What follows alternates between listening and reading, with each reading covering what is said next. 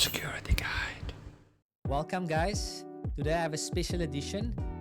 We're just going to basically, you and myself, we're just going to discuss a few issues and a few things that's on my mind and give you some thought and a little bit of a background about the security industry and how to get into the security industry, where's the opportunity, and yeah, just what comes to mind. So it's a very unscripted dialogue that we're having. So today, firstly, what's on my mind, South Africans? I just, as you can see, I'm going to look at my phone. Just before we started, I was just searching what is the unemployment rate, because our mission at Security Guide, it's about empowering people, to give them the knowledge and basically the motivation that they can start from humble beginnings and grow. And I have a few case studies of people that started in this industry, and it doesn't matter any industry, guys. This is about us as a nation, that we can develop job creation and skill development. Because I think even if you speak to any politician and anybody out there, it's about growing the economy, because once you have a healthy economy, people can sustain their family. It reduces crime. So basically, it has a holistic effect. Now I'm looking at the South African national level of unemployment. I mean, it says it's in Q1 of Q2 of 2025. It's 32% from the previous quarter, which is 33.2%. Now it's 32%. It basically increased. So that's approximately 8.73 million compared to 8.22 million that is unemployed in South Africa. That's a huge number. And obviously in Cape Town, I see there is some, it seems like the economy is growing a bit, because I see that from Q4 in 2024, it was around about 20, it says here, it was 24.7%. It was 25.6%, now dropped down to 24.7%, meaning that it's about 86,000 jobs that was added in this last financial year, or they just year on year. So certain aspects we are growing, in certain aspects South Africans are finding it hard to find employment. Our objective here is to help South Africans out there to find employment, to find some sort of skill that can help them feed their families. Because I think, as you can see, if you listen to our last podcast, and you would have seen that two young female adults, how when I've met them before when they were unemployed and they never had any skills, how they looked and how unmotivated they were and how just despondent they were. And then just with a basic course, which we are going to discuss a little bit more in detail, the PSIRA course, the security course, the barrier entry, starting that course, starting the journey and getting entry into the security industry, getting their first pay slip, the amount of, what that does. So for us, that really, really, it really motivates us. It's what drives us every morning to get up. We're excited to come to work because we're here to change lives. I know it sounds cliche and people always say that, but if you saw last week, we are genuinely trying to, that's our mission. So today, all of you, if you people don't know a little bit about the security industry, let me give you a little bit intro to that. So South Africa is regulated by an organization called PSIRA, Private Security Industry Regulated Authority, that was established in 2002, exactly February the 14th. Before that, they were known as SOB, Security Office Board, but they formulated more as a unit in 2002. So what their mandate is to ensure that all service providers act in the public and national interest when it comes to security. Hence, we don't want any foreigners and starting companies and just dropping the rate, and where people are paying below the minimum wage, and I call it modern day slavery, where you just get a foreigner, let him work a certain hours because they're desperate, and you pay them below the bar. So that's what SIRA came to do, is to regulate, to see that everybody's compliant and that they have a certain qualification, which is called the SIRA grades. So here I want to basically discuss a little bit more. So if you're sitting at home and you're thinking, you know what, I don't know really what I want to do. Maybe you wanted to be a pilot, or maybe you wanted to be entered into a certain field and whatever, and you didn't get it. So now you're thinking, hey, listen here, you know what? Maybe you thought security was an opportunity for you. It's something that maybe it's below you, or somebody, somebody's going to look down upon you. But let me tell you, security, it's a starting point where you start the training. Within 2 to 3 months after your qualification, you can be earning a basic salary of anything between 6,000 and 12,000 rand. It just depends on where you're adding at. Now, from there, you have all the time to educate yourself on. You can do a course, and you can get to the level where you want to be. At least you are creating you are being a statistic where you're creating empowerment for yourself, for the economy, and you just adding overall a better to the society of South Africa. So if you want to know how to get into the security industry, it's a very simple procedure. Number one is there's over 800 to 900 service providers nationally. You can go onto the SIRA database, you can search there, training centers, and you can download a PDF, and every single registered training center is on that website. Likewise, Wise Guy will be there, and Uluntu and all the different types of training centers around will be there. Once you find a training center that you're happy with, you contact them, and you then basically come in and you ask them when is your next course, which would obviously be in class. So there's two different ways of doing it. It's an in-class way, and there's a self-study way. So obviously, if you prefer a practical training, you don't have a job, and you have the time, then we suggest that you come in for the in-class training. So very simple. Who can sign up for the course? Let's see. It's an easy way. You can go to the app. Let's see if I can see PSIRA, and maybe they'll show you on the screen. But I actually want to read here, like who can register. So they have here for registering. They'll give you all the requirements if you want to register a business, or you want to register a security company, or as an individual. So they have all sorts of information on how to actually get into the industry. So I'm just looking at the app's compliance finding. It's an amazing app, the SIRA app. They really up their game. Who can sign up? If you're an 18-year-old South African, basically that's not in the force, don't have a criminal record, that means, and no cases pending, you are eligible to sign up to become a security officer. You don't need matric, you don't need any formal education. You just need to be able to read and write. I need to be obviously somebody that's willing to learn.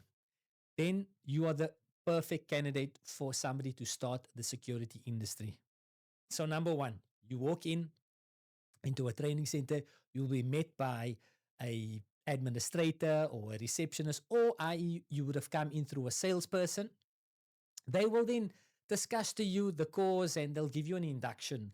Listen, there's basically, you start off you'll sign up, get your books, and then they'll start you in on a Monday. You come to class, the instructor will take you through Monday, Tuesday, Wednesday, Thursday, and then Friday you'll be writing your tests. So basically, the first course that you are going to start is the grade E course. That is the basic patrol officer course that you have to start off with, and that is a 5-day course.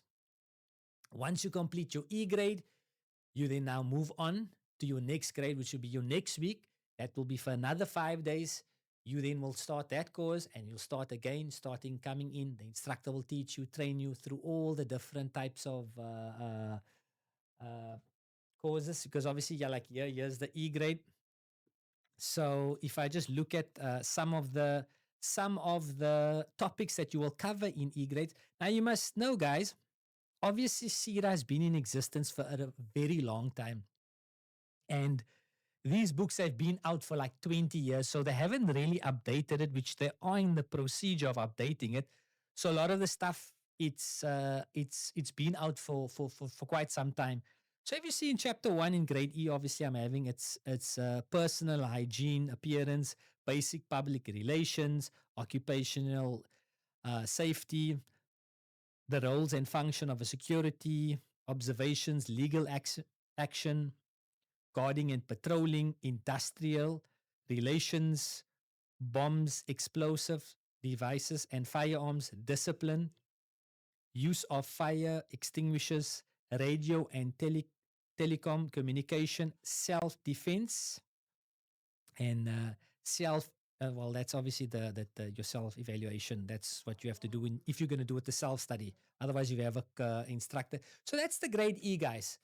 So it's basically a 5 day course. Then if you go on to I'm just gonna do the 3 courses here, guys, as you can see, because this is it's your fundamentals if you want to enter into the security industry. So obviously, then you have done a 5 day course and now you've completed your E grade. You now officially finished that segment. Now you move on to the grade D. You see, there is a lot of same topics, but they go a little bit more in detail.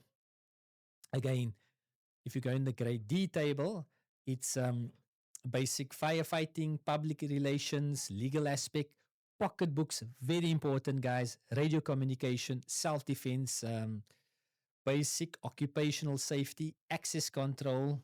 And this is also a nice one, searching procedures and techniques, and then obviously your self evaluation questions. I mean, obviously that's like the D grade. So that will be again a 5 day class, 4 days, and the fifth day you write your exam. And then it's your last week, which is your C grade, guys. Because if you're not a C grade, they cannot employ you. That is a must. Because when SIRA comes around, they want to see that the guard is registered, and then this is what you have been trained on. So let's go through the table of contents through a grade C. Obviously, number 1 is protection of information, occupational safety, the threats, bomb threats, legal aspects, firefighting and prevention, the role in emergency, written reports, guys, so important, self defense. And then obviously, if you're doing self study, it's then your self evaluation answers.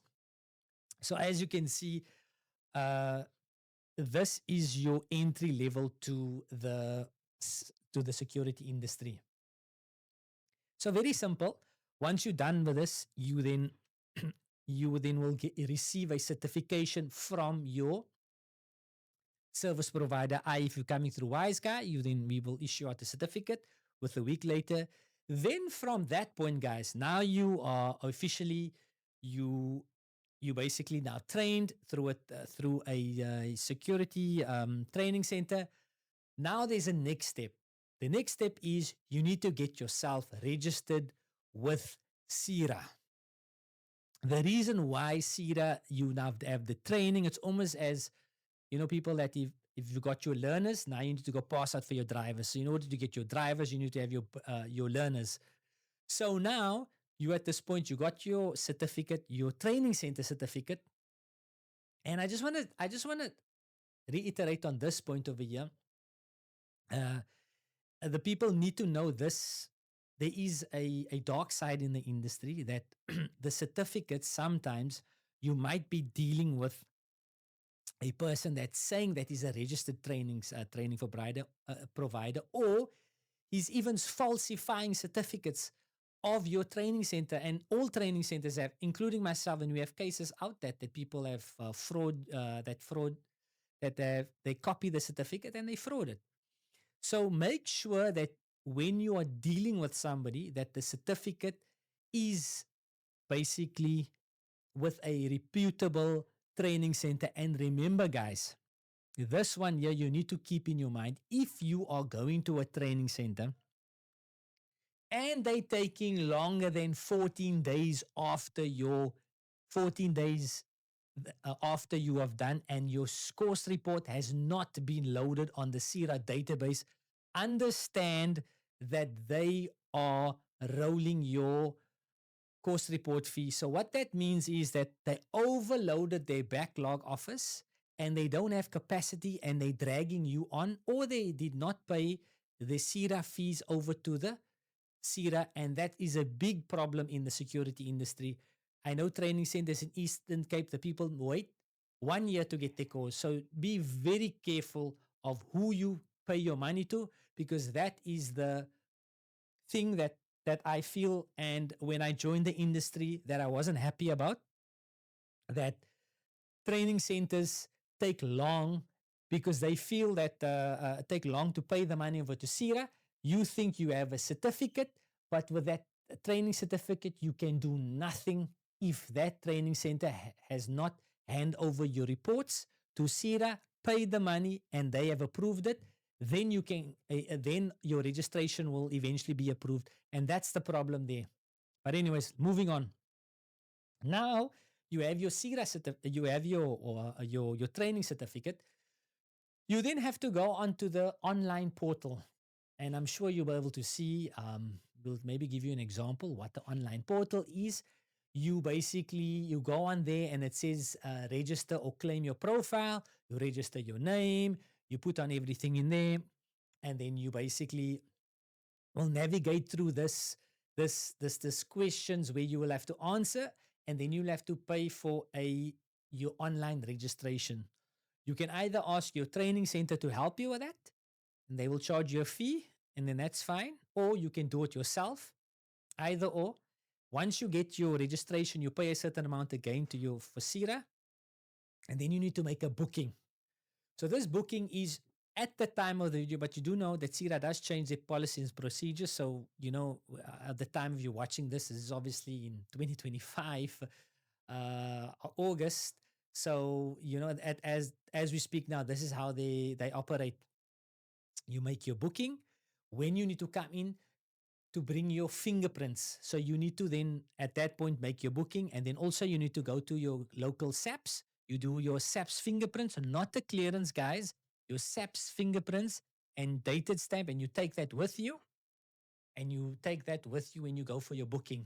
And then you hand that in and you basically verify your fingerprint and they take a photo. This is to check, this process after you've done this, it takes anything between 6 weeks to 2 months. It depends, maybe a month, to check if you don't have a criminal record or you're not part of SAPS or you're not part of the force. Once this process is done, you then officially, if you come out, it will say your status is approved or provisionally rejected. Don't get too confused, too upset if it's provisionally rejected. There's generally two reasons that I know of when it says provisionally rejected. Number one is it's an unclear fingerprints, and number two is that you either have some case or some criminal record pending on your name. You have to get that cleared before they will give you a SIRA number or registers you. Once you're registered, then you go onto your online portal where you have registered. You obviously they'll send you an OTP. You go onto your online portal. You go to download certificate. I think maybe we'll show an example of that, how to actually download the certificate. You download your certificate and you make an appointment to go collect your SIRA card. And then from there, you are officially a security officer. Now you are eligible to work at any registered security company where they now must pay you a basic salary of whatever that is now. I think it's over 6,000 something. And from there, you can build yourself up.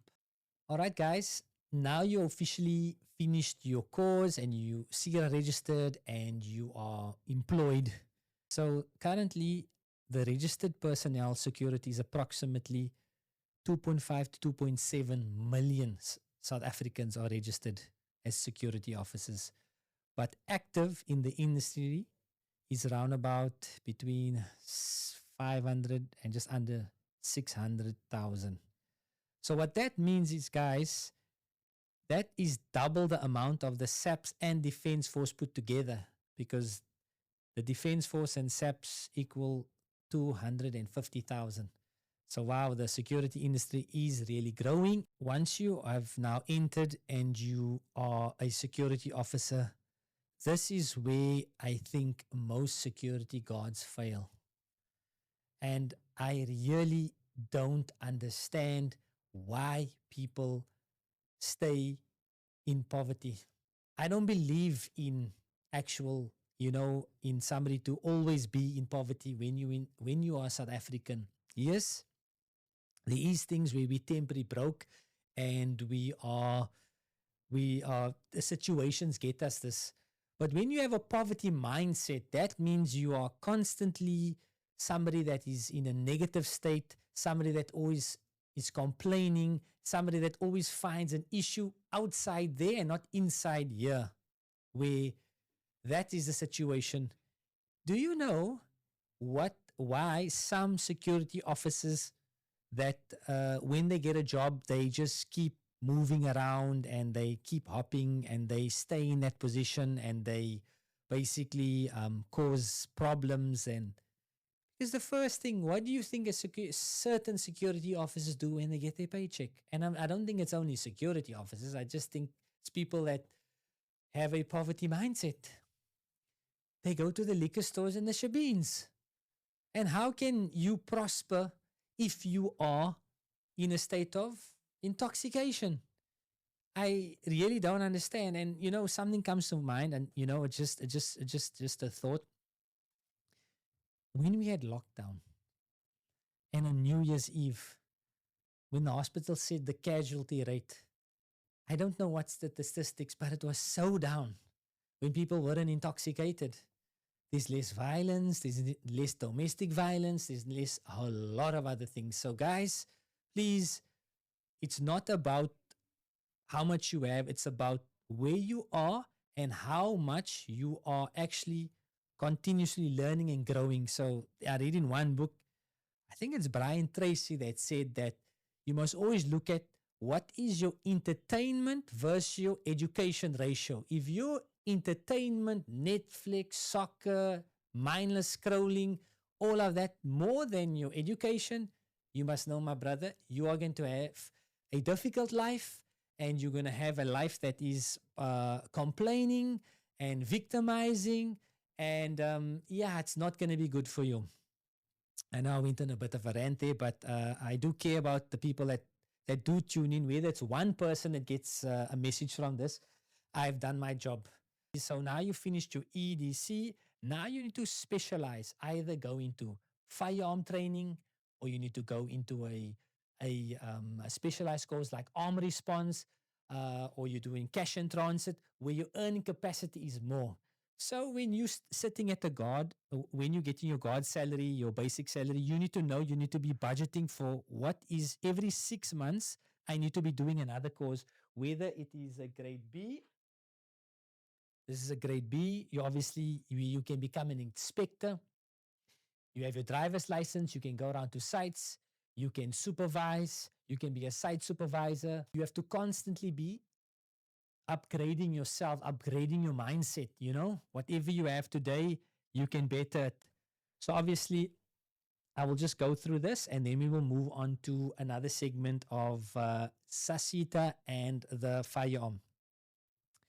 So in grade B, which is, I would say, vitally important within 6 months of your guarding, your time being employed, try to register and upgrade your course. By then you would have enough money to be able to afford a grade B.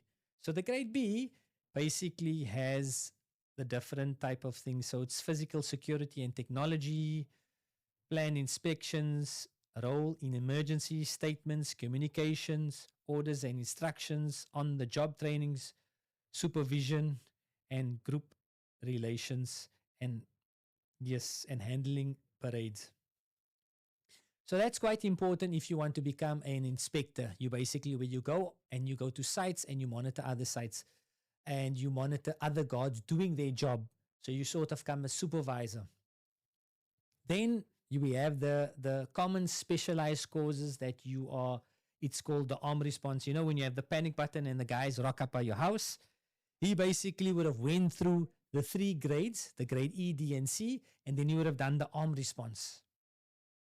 So yes, so let's see what is in the arm response. So he would have done customer relations, emergency procedures, communication, legal aspects, inspections, handling of victims, report writing, and court procedures and giving evidence, because that's a very important thing. Because obviously, if they see any incidents, that's what you learn in there. So, yeah, and the techniques regarding firearm handling. So, with these two specialized courses, obviously, this is your arm response. You would have to do firearm, which I will discuss a little later. And this, my fellow South Africans, this is the CIT, the ones that you always see, the guys that are, you know, attacking and bombing the CIT, the quite that's very risky and it's high paid. This is the one that handling the money. So if you see the guys that's walking in the coming to the shops and the malls and the spas and carrying the money, they would have done their basic grade E, D, and C, and then they would have done this CIT, which is cash in transit, meaning moving money from point A, from the client to point B, to obviously the place where they keep the money. So just the introduction to cash in transit, the risk, operational procedures, and risk, discipline, and behaviors.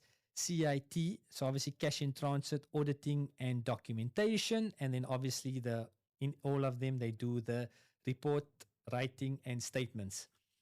That is obviously an upgrade from your grade E, D, and C, because now you would have been earning much more. So just to give you an example, like if you're just earning a basic salary from EDC, you'd be earning anything from 6,000. That's if you're not working Sundays and overtime. And then obviously if you're working in arm response, a junior would start off at 7.5 and a senior can go up to like 12, you know, a little bit more than that. And obviously if you work for other senior companies, a lot more. Then the cash in transit, which is the very high risk one, it's obviously starting off like from 12 and it can go up to 18,000 and even a little more than that, which is a little bit of a riskier one. But you get the drift. So any one of these courses, the advanced courses, you have to do your firearm training. All right, guys. If you this also pertains to people that is in the a private sector, meaning somebody that wants to purchase a firearm. So number one is the regulated authority. There is a PFTC.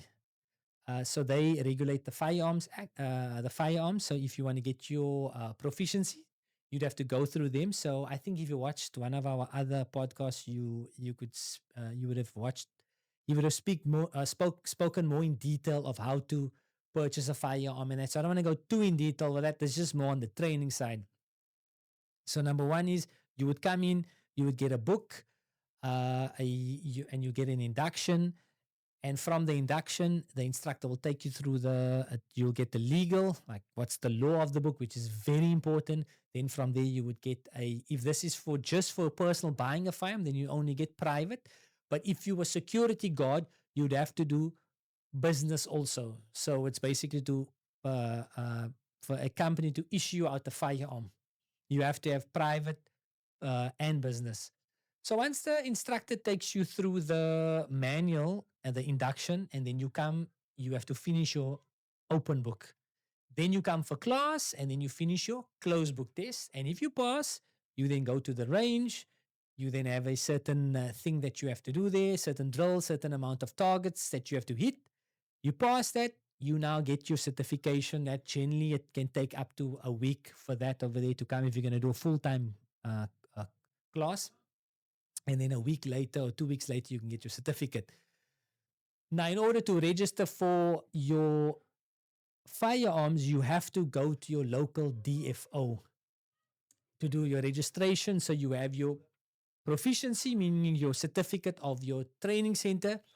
Then you have to register for your competency that you do at SAPS. And then that takes obviously 3 to 6 months. And once you get that, You have that piece of paper, you have your SIRA, your grade EDC, you have your arm response, or you have your cash and transit. Now you can apply for a armed guard, and you can apply for one of these specialized courses.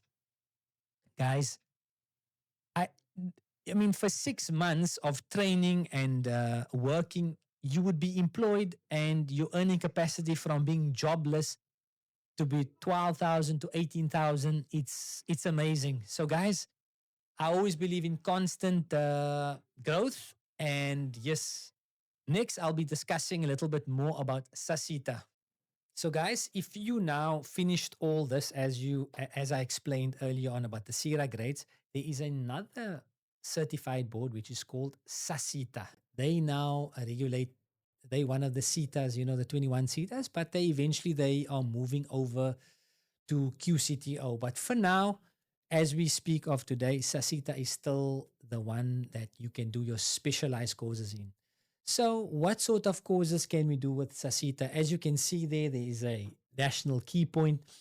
That's if you want to work at some of the, how can I say, the airports and the national parks and the different types of Table Mountain and certain parts of the military and whatever. Wherever there's a national the key point of sites, that's where you're going to need that course. You're going to still need your fundamentals, which is your grades, and then your specialized course. So that would be your NKP, and then the other one would be your national certificate. Then you can go through SASSETA. So the main one I would recommend is the general security practice. That is your full qualification. That's over 125 credits plus, and basically you then will do a full year learnership.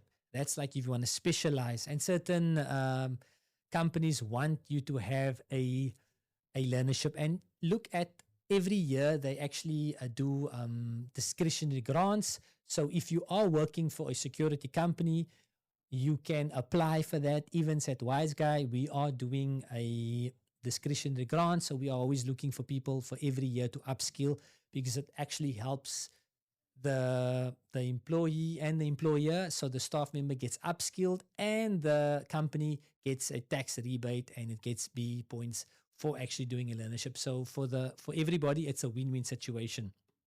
And then we get the CPO. That's the Close Protection Officer. That one is about a 6-week course. It's a practical one, and yes, that's if you want to specialize. That one over there, and you also heard some of the people in the earlier shows that the entry level of earning capacity on the low end is around about the 20, and on the high end it's about between 50, 60. It just depends on how professional and how experienced you are. So, guys, as you can see, there is a lot of opportunity in the security industry. I don't know what more or how more I can convince you.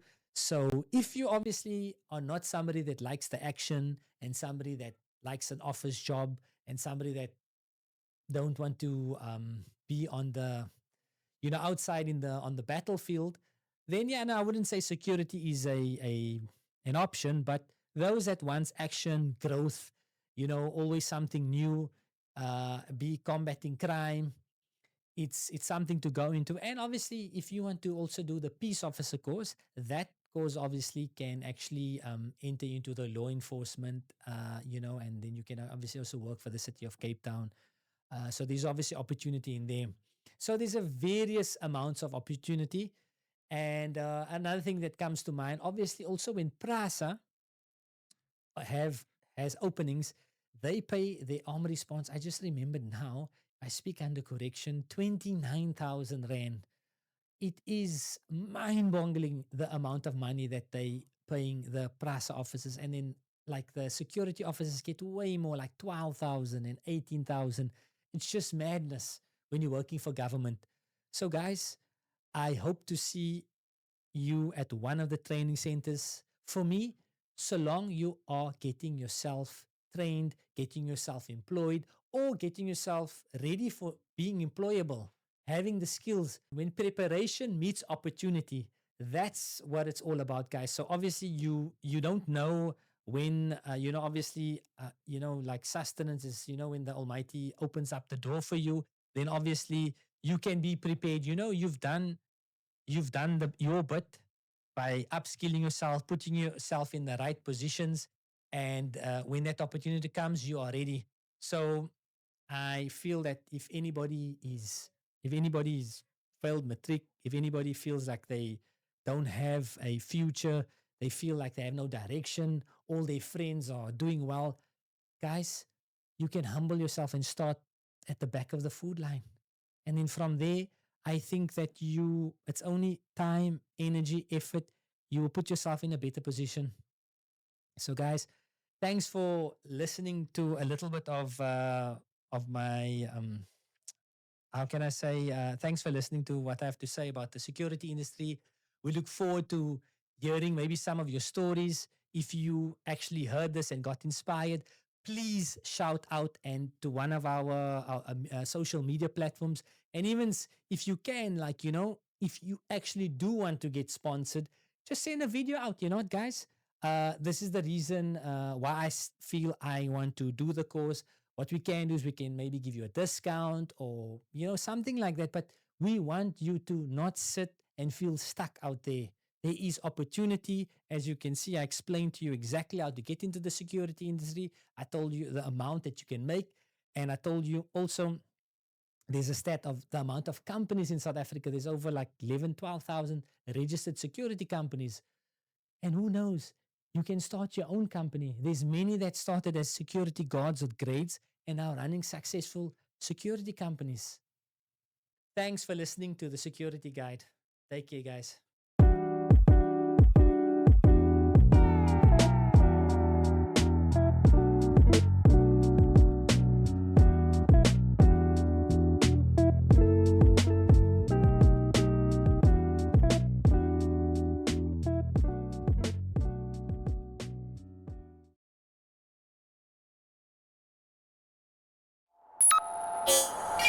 Security